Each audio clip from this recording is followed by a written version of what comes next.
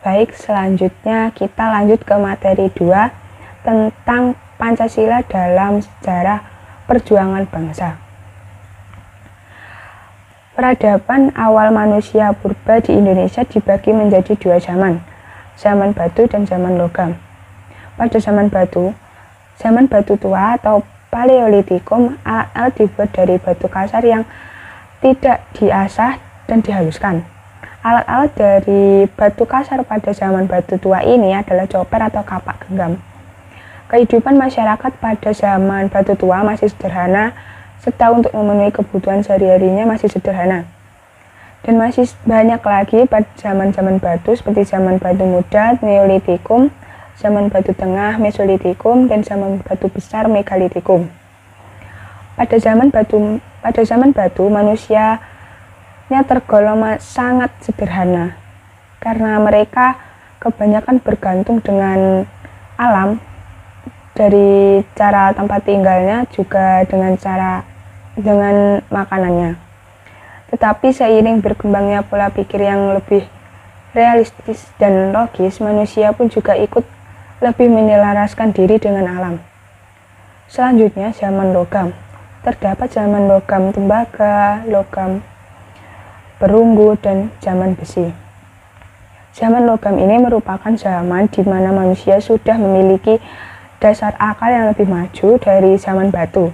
Karena di sini manusia sudah mulai mengenal dan mengolah suatu bahan mentah menjadi barang yang lebih baik dari sebelumnya, juga yang digunakan pun lebih baik dari zaman sebelumnya.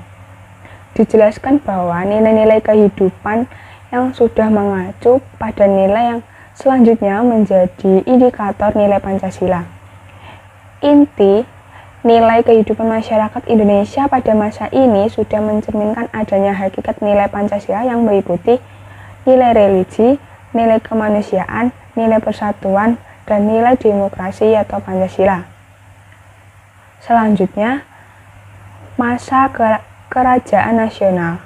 Masa kejayaan kerajaan Nusantara dimulai dari kerajaan besar seperti Sriwijaya dan Majapahit, menjadi bukti bahwa perjalanan bangsa Indonesia atau Nusantara memiliki kedudukan penting.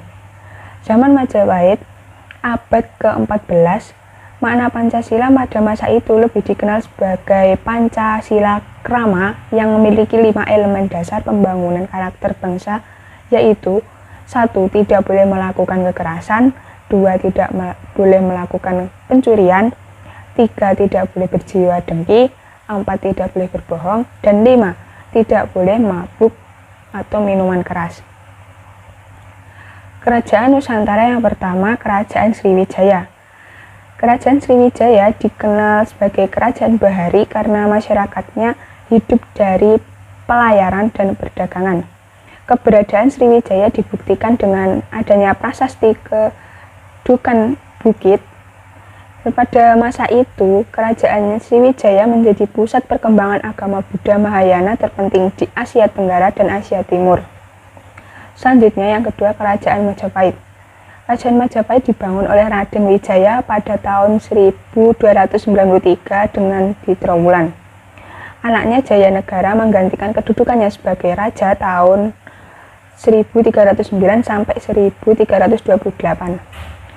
Pada masa kerajaan ini, tata masyarakat Majapahit berdasarkan Hinduisme, yaitu pembagian anggota masyarakat ke dalam 4 golongan atau kasta, yaitu Brahmana, Ksatria, Waisya, dan Sudra. Selanjutnya mengenai masa pergerakan nasional Indonesia. Kolonialisasi Portugis dan Spanyol yang penting. Peran rempah-rempah bagi bangsa Eropa mendorong Portugis akhirnya melakukan kerjasama dengan beberapa penguasa lokal Indonesia. Lalu mengenai pemerintahan kolonial Hindia Belanda sebagai kongsi dagang VOC, memiliki kewenangan penuh untuk memiliki suatu militer, mencetak uang sendiri, mengadakan perjanjian dengan penguasa lokal, monopoli dagang, dan mencetak uang sendiri. Dampak negatif yaitu Indonesia mengalami beberapa kali penjajahan yang menerapkan praktek monopoli, kolonialisme dan imperialisme untuk kepentingan bangsa asing. Perjuangan dan nilainya.